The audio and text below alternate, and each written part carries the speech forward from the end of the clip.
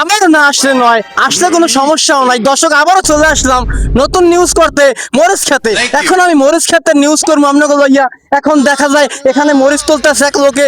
এখন তার কাছে জিজ্ঞাসা করবো মরিচের কি রকমের আয় হইতে আছে নাকি ব্যয় হইতে আছে। বন্যায় তো অনেকদিন যাবত বন্যা হইতে আছে। এখন আমরা চলে যাবো মরিচ মালিকের কাছে। চলে আসো ক্যামেরাম্যান। আসসালামু আলাইকুম আঙ্কেল। ওয়ালাইকুম সালাম। এখানে আপনি কি করতে আছেন? আমি মরিচ তুলতে আছি। আমরা তো চাই এখানে আপনার সহযোগিতা করে আমাকে কি মরিচ তোলাইবেন? আরে বেডা, তোরা আমার মরিচ তোলা বান্ধব না? আমার চালান আছে, আমার বৃষ্টিতে সব শেষ হয়ে গেছে বেড়া। আমার কিছু আছে, তুই আইছো হবাই আপনি মরিচ তুলবেন না তোলাইবেন? যা বেড়া এখানে করে যা, সর সর বেড়া। না না, দেখা যায় এখানে মরিচালা মানুষ, মরিচালা মালিকে খুব হতাশ হয়ে রয়েছে। কারণ এতগুলো মরিচ পাইকে রয়েছে, তোলাবার মতো কোনো লোক নাই। যদি কোনো লোক টোক থাকতে থাকেন তাহলে আমার সাথে সহযোগিতা করতে পারেন, আমরা সবাই মিলে এই মরিচগুলো তুলে দেবো। হয়তো সে যে রকমের আহত হয়ে যাইতেছে এবং কি সে এমন আছে অনেক অসুস্থ হয়ে যাইতে পারে।